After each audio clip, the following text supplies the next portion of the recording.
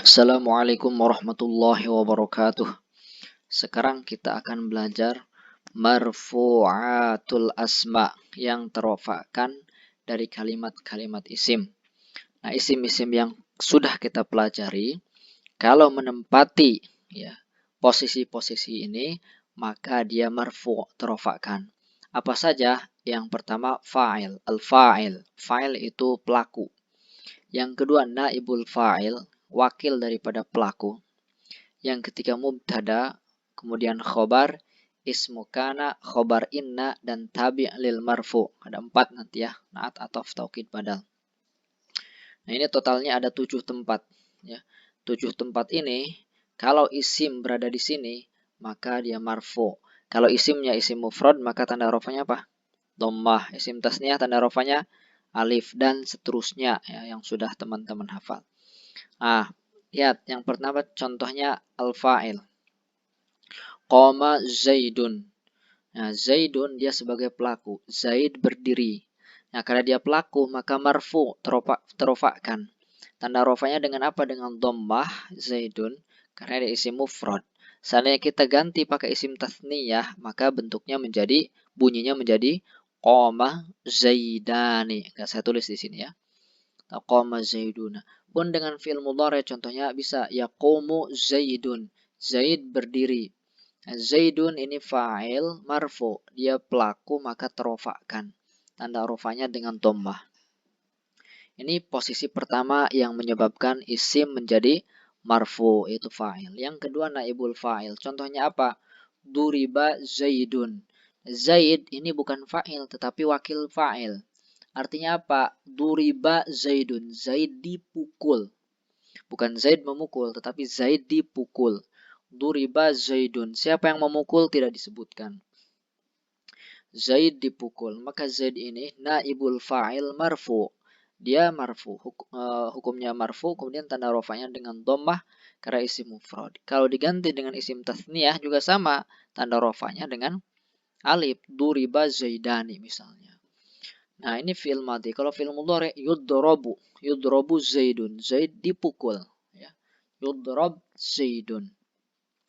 Nah, gampangnya kalau isim menempati posisi naibul fa'il, maka dia marfu. Yang ketiga al-mubtada.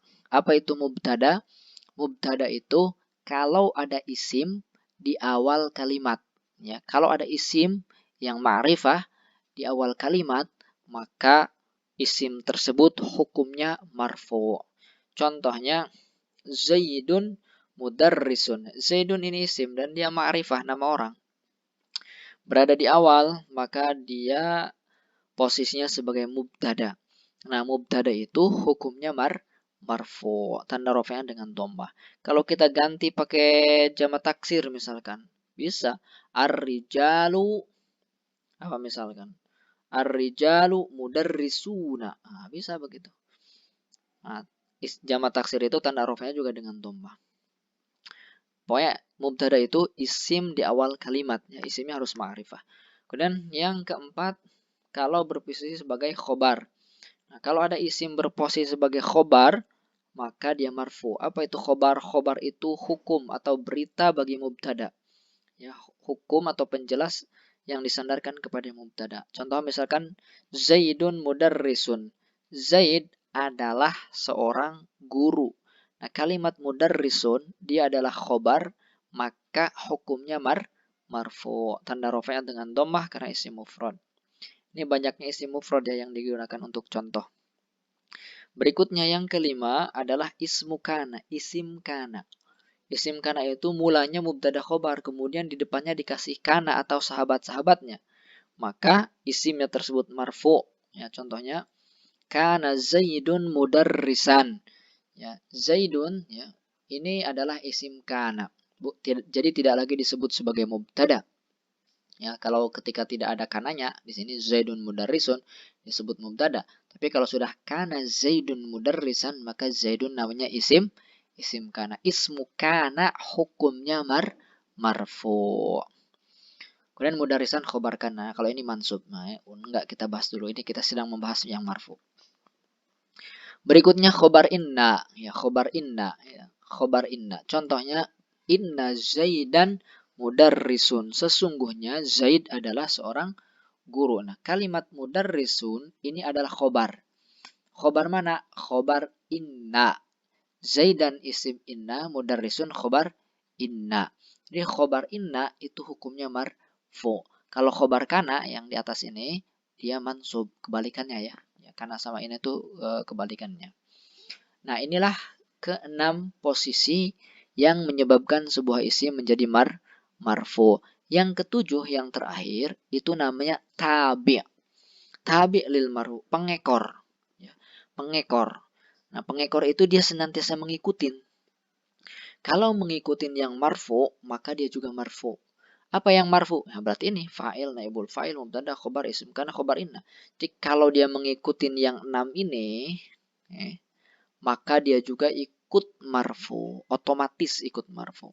Apa saja yang biasa mengekor? Nah, itu ada 4. Ini.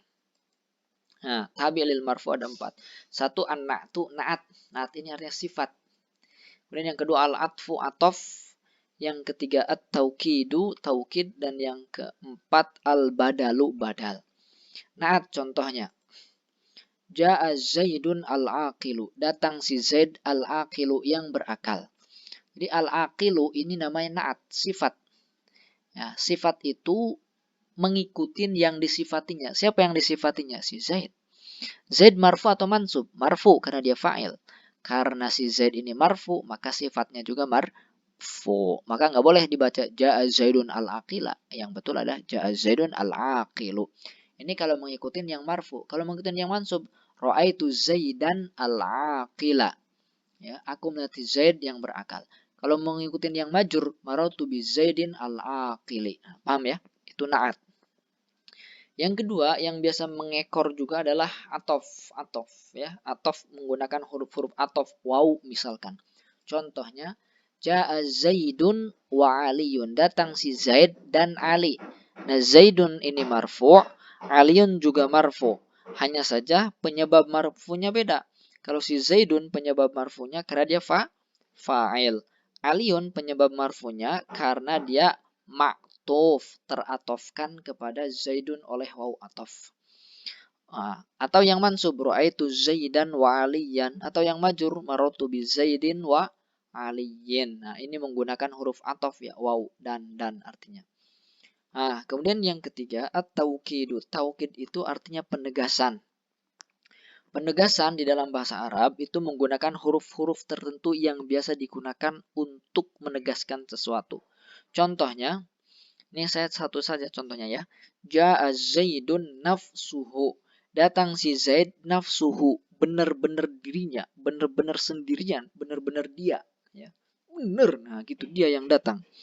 Nah kalimat nafsu ini adalah taukid. Ya. Taukid digunakan untuk menegaskan. Menegaskan siapa? Si Zaid. Karena si Zaid ini marfu. Maka dia juga marfu. Maka dibaca nafsuhu. Nah, kalau yang ditegaskannya mansub, ra'aitu Zaidan, maka nafsahu. Atau majrur, marartu bi Zaidin nafsihi. Nah, itu namanya taukid. Berikutnya badal. Badal itu pengganti. Misalkan, ja'a Zaidun akhuka. Datang si Zaid. Siapa si Zaid itu? Akhuka, saudaramu. Nah, Zaidun ini marfu karena fa'il, akhuka ini juga marfu karena dia badal daripada Zaid. Tanda rofa'nya adalah waw. Karena apa? Karena asmaul khamsah.